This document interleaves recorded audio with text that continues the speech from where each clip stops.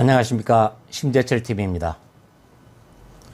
자, 오늘은 이재명 후보가 어떤 거짓말을 하고 있는지 이걸 좀 몇 가지 좀 살펴보도록 하겠습니다.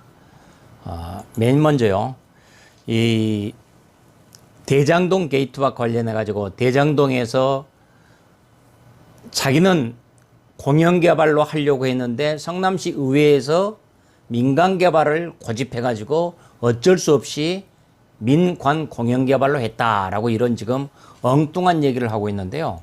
실제 그 얘기를 좀 살펴보도록 하겠습니다. 자, 2010 여기 지금 여러분들 화면에 보고 계시는 지금 공문들 지금 보고 계시는데요.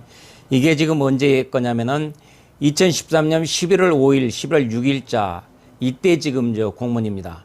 이게 뭐냐면은 성남시 의회에서 이 과연 저게 사업이 타당하냐라는 것을 용역을 줬었습니다.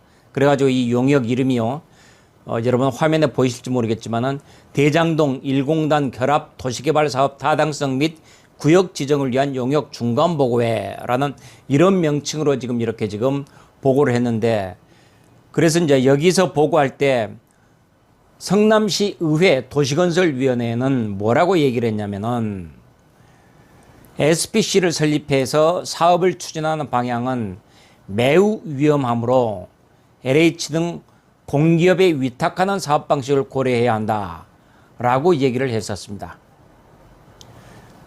그런데 화면을 좀 다시 띄워주세요.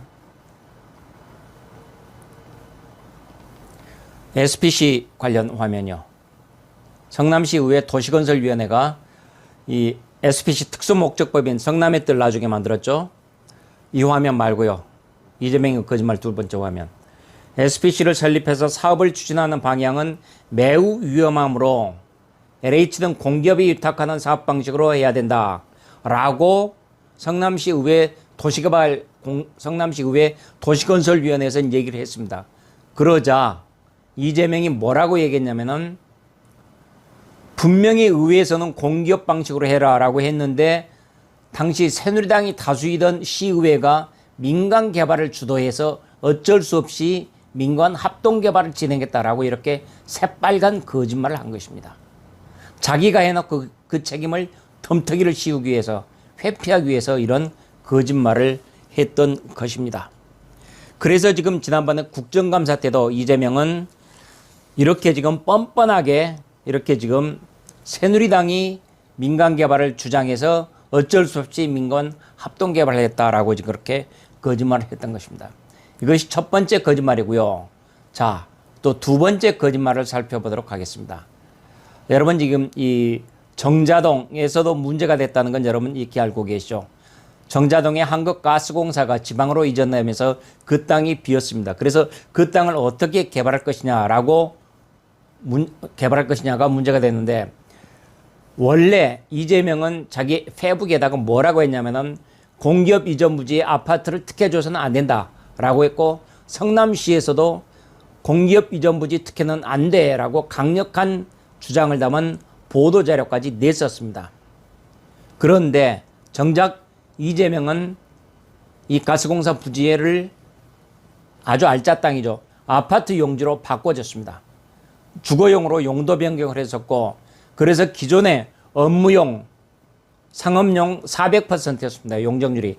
이것을 주거용으로 바꾸면서 560%로 바꿔주니까 업자는 녹아난 것이죠.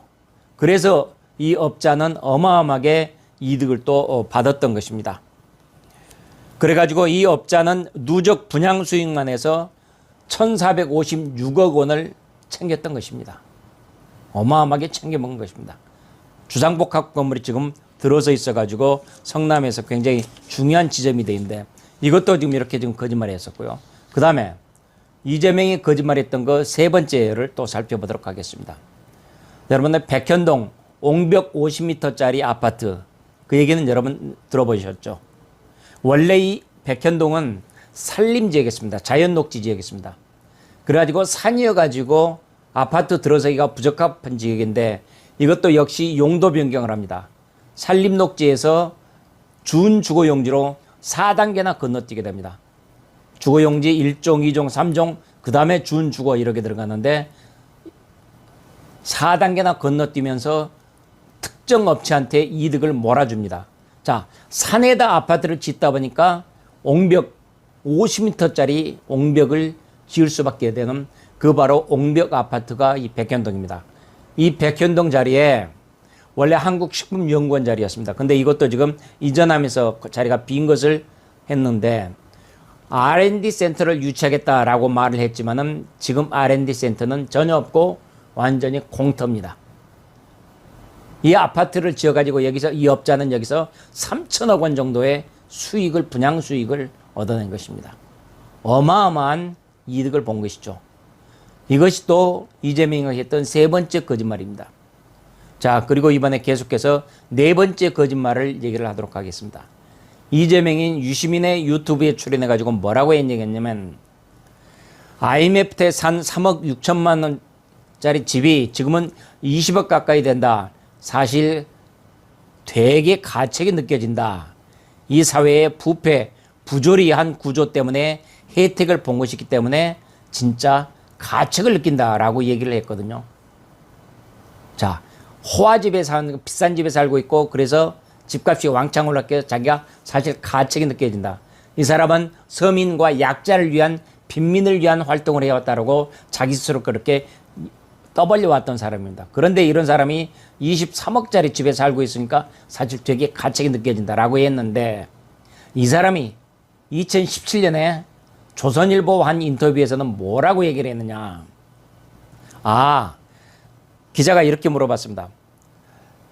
이 시장은 기득권에 맞서 약자와 빈민을 위해 살아왔다고 했는데 신고한 재산이 23억이 넘던데요?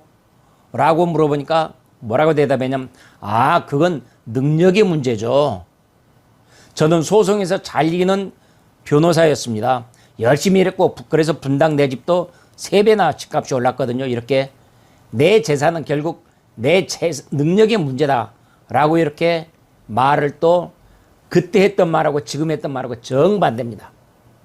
이렇게 지금 자기 말을 스스럼없이 뒤바꾸는 거짓말장이 위선자입니다. 그래서 오죽했으면 공지영 작가는 이렇게 말했겠습니까?